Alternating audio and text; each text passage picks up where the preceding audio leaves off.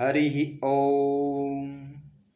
नारायणं नमस्कृत्य नरं चैव नरोत्तमं देवीं सरस्वतीं व्यासं ततो जयमुदीरयेत्। आज हम महाभारत के भीष्म पर्व के अंतर्गत 25वें अध्याय का प्रथम श्लोक की थोड़ी सी व्याख्या करने का प्रयास करेंगे। चूँकि 25वां श्लोक गीता का प्रथम अध्याय हो जाता है और उसका प्रथम श्लोक धर्म क्षेत्रे कुरुक्षेत्रे संवेतायुयुस्सवः मामकाः पांडवाश्चैव किमाकुर्वत संजय। देखिए, गीता ऐसा दिव्य ग्रंथ है कि इसके एक एक पद को यदि आप अर्थ करेंगे स्वतंत्र अर्थ निकलता है।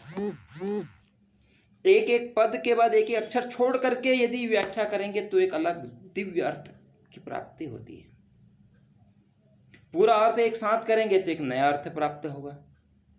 सामान्य अर्थ तो हमने बहुत बार पढ़ा है, एक नया प्रयास अपन करते हैं। पहले शब्दों पर जाते हैं। धर्म क्षेत्रे कुरुक्षेत्रे, आखिर धर्म क्षेत्र धर्म क्या होता है? आधुनिक विज्ञान के अनुसार, आधुनिक लॉ के अनुसार धर्म अर्थात एक जीवन पद्धति, एक जीवन जीने का तरीका कि हम किस प्रकार से जीवन जिए, हमारे जीवन में किस प्रकार से श्रेष्ठता आती है, वो सारी चीज़ें जिसमें के अंतर्गत आती है वो है जीवन पद्धति। जीवन पद्धति अर्थात धर्म, धर्म अर्थात एक श्रेष्ठ जीवन पद्धति। धर्म अर्थात धारण करने योग्य। धारण क्या किया जाता है? अष्टांग योग में जो प्रथम यम है, यम की 5 चीज़ें जो धारण करने योग्य है, उनसे धर्म बनता है। अहिंसा, सत्य, ब्रह्मचर्य, अस्तेय और अपरिग्रह। इनका अर्थ क्या है? अहिंसा, अहिंसा अर्थात हिंसा नहीं करना, परंतु धर्म के लिए हिंसा करनी पड़े तो निसंकोच करना चाहिए, वह भी अहिंसा के अंतर्गत ही आती है। सत्य, सत्य व्यवहार करें, ईमानदारी का व्यवहार करें, ब्रह्मचर्य का पालन करें, हम व्यर्थ ही हमारे तेज को नष्ट न करें। अस्तेय अर्थात चोरी न करें। चोरी न करें अर्थात जो जिस चीज़ पर हमारा अधिकार नहीं है उसको स्वयं छोड़ दें, ये होगा अस्तेय। अपरिग्रह, जो चीज़ हमारे पास अतिरिक्त है उसका संग्रह नहीं करना, आवश्यकता नहीं है तो संग्रह नहीं करना, यह होगा अपरिग्रह। अब यहाँ पर आए धर्म क्षेत्रे, धर्म भूमि में, कुरुक्षेत्रे, कुरुक्षेत्र में, धर्म भूमि कुरुक्षेत्र में। कुरु शब्द आया यहाँ पर। कुरु अभ्रंश होकर कर्म शब्द का निरूपण करता है। तो धर्म भूमि में कर्म करने वाला में ऐसा कर्म करे कि वो धर्ममय हो। कर्म कैसा हो? कर्म हमारा ऐसा हो कि वो धर्ममय हो। धर्म क्षेत्रे कुरुक्षेत्र। वास्तव में कुरुवंश का क्या है? तो कुरुवंश एक चंद्रवंशी राजा कुरु हुए हैं, उन्होंने बहुत बड़े प्रतापी राजा हुए हैं। वहाँ से जो परंपरा चली आई, जैसे राजा कुरु, कुरु के पुत्र शांतनु, इस प्रकार से चलता है। और आखिरी में कौरव और पांडव, बोले तो धृतराष्ट्र के जो पक्ष वाले, धृतराष्ट्र, विदुर और पांडु, 3 पुत्र उनके बचे। अब चूंकि विदुर दासी पुत्र थे इसलिए राजा बन नहीं पाए, अयोग्य घोषित हो गए। परंतु धृतराष्ट्र अंधे थे, आंखों से अंधे थे, और पांडु के अंदर राजाओं के संपूर्ण गुण थे, इसलिए इनको राजा बनाया गया। राजा महाराज पांडु को। महाराज पांडु ने बहुत सारे युद्ध लड़े, चक्रवर्ती सम्राट बने, वो महाराज पांडु थे।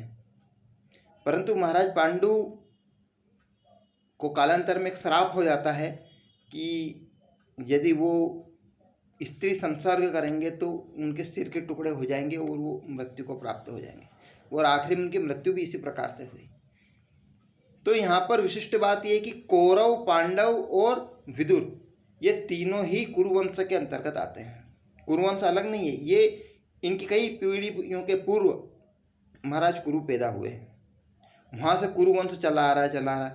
तो यहाँ पर पांचों पांडव वो भी कुरुवंशी है, और कौरव है वो भी कुरुवंशी है, सभी कुरुवंशी है। परंतु अपने को श्रेष्ठ बताने के चक्कर में धृतराष्ट्र यहाँ पर कह रहे हैं धर्म क्षेत्रे कुरुक्षेत्रे, धर्मभूमि कुरुक्षेत्र में समवेता एकत्रित हुए।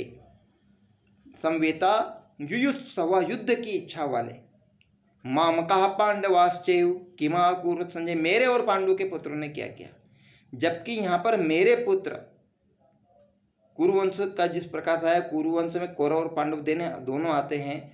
पांडव हैं वो धृतराष्ट्र को भी अपने पिता के समान ही मानते हैं, पिता के समान मानते हैं। इसका क्या प्रमाण है, उनके कहने से लाक्षागृह में चले गए, उनके कहने से ही वो उन्होंने ध्रुत क्रीड़ा करी, जबकि युधिष्ठिर जानते थे इसका परिणाम, नहीं खेलना चाहते थे, परंतु पिता की आज्ञा है ऐसा करके उन्होंने ध्रुत क्रीड़ा भी करी। कालांतर में और भी बहुत सारे ऐसे अनैतिक कार्य भी उन्होंने किए, क्योंकि उनको पिता का ही दर्जा देते हैं।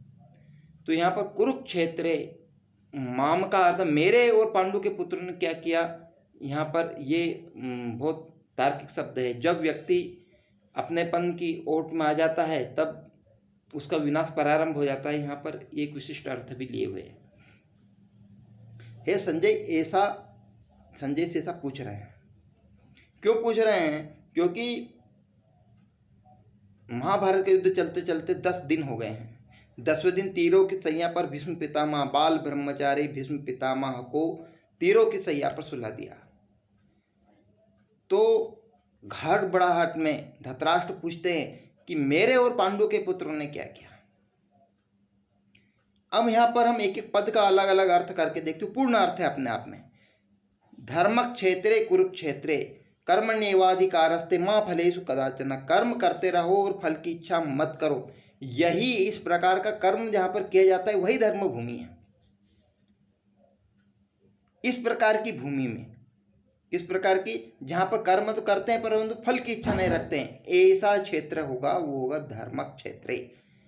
ऐसे धर्म क्षेत्र में समवेता युयुत्सव, समवेता एकत्रित हुए, युयुत्सव युद्ध को उत्सव की तरह करने वाले, युद्ध की इच्छा वाले, तो युद्ध को उत्सव की तरह कर सकने वाले, अर्थात जीवन मरण के बंधन को बहुत ऊपर तक, बहुत पीछे छोड़ देने वाले लोग इस वंश में पैदा हुए। समवेता युयुत्सव, समवेता अर्थात एकत्रित हुए, युद्ध की इच्छा वाले, युद्ध को उत्सव की तरह करने वाले। फिर मामका पांडवाश्च, मेरे और पांडु के, यहाँ पर शब्द मामका पांडवाश्च, जबकि मामका में दोनों शब्द आते हैं। कौरव पांडव दोनों ही उनको पिता के समान मानते हैं, परंतु यहाँ पर धृतराष्ट्र के मन में भेद है, इसलिए वो कहते हैं मामका पांडव, मेरे और पांडु के पुत्रों ने क्या किया, अलग अलग बताओ। किम अकुर्वत संजय, क्या किया था संजय। यह विशिष्ट बात है कि संजय से क्यों पूछ रहे हैं, क्योंकि संजय के ऊपर गुरु कृपा है। गुरु कृपा जिसके ऊपर होती है वो महान होता ही है, इसमें कोई दो मत वाली बात ही नहीं। तो कैसे होती है, कैसे महान होता है, तो कुछ उदाहरण बताएंगे कि ये जो संजय है ये कोई सामान्य व्यक्ति नहीं है, ये मुनियों के समान ज्ञानी और धर्मात्मा है, और स्वयं वेदव्यास जी की कृपा है, सदगुरु की कृपा है इनके ऊपर। इसलिए जिसके ऊपर सदगुरु की कृपा रहती है वो अपनी प्रतिभा से संपन्न होते ही है। इसलिए यहाँ पर प्रथम अध्याय में पहली बार किसी का नाम आया, वो नाम आया संजय का। संजय पूरी बात बता रहे हैं। जो 4 लोगों ने पूरी भगवद गीता को साक्षात भगवान के मुख से सुना, उसमें एक नाम संजय का भी है। कौन कौन है वो 4 लोग? हनुमान जी ने ध्वज के ऊपर बैठ करके, संजय ने दिव्य दृष्टि के द्वारा वेदव्यास जी की कृपा से, फिर स्वयं अर्जुन ने, और चौथे बर्बरिक ने। तो यहाँ पर संजय ने भी साक्षात गीता को सुना है, ये विशिष्ट बात है। अब हम थोड़े से इन अक्षरों को एक एक क्रम छोड़ करके एक बार बोलने का प्रयास करते हैं। तो यहाँ आएगा पहला धर्म क्षेत्रे और समवेत, धर्म भूमि में एकत्रित। धर्म भूमि में एकत्रित अर्थात पैदा होकर के, अर्थात धर्म भूमि भारत में पैदा होकर हमारे पुत्रों ने क्या किया। धर्म भूमि जो कि धर्म की भूमि है। यहाँ पर उन्होंने अपने जीवन में कुछ चीज़ें लागू करी, अहिंसा, सत्य, ब्रह्मचर्य।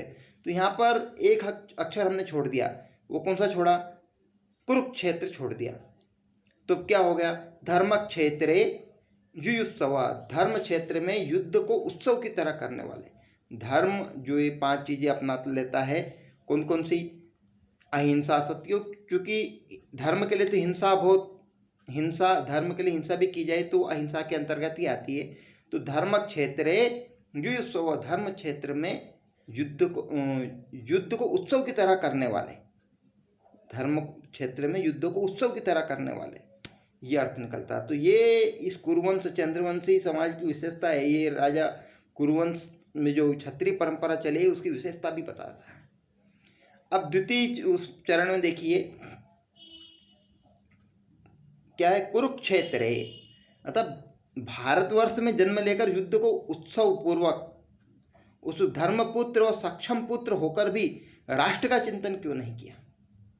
यहाँ ये विशिष्ट अर्थ निकलता है कि तुम जब इतने ही बड़े वीर थे, वीर हो, वीरों के पुत्र हो, तुम हर प्रकार से सक्षम हो, तुम साम दाम दंड भेद नीति में निपुण हो, तुम युद्ध के लिए उत्सुक रहने वाले व्यक्ति हो, थोड़ा सा बिगाड़ा हो जाने पर युद्ध के लिए हमेशा तत्पर रहते हो, तो फिर भी तुमने राष्ट्र का चिंतन क्यों नहीं किया?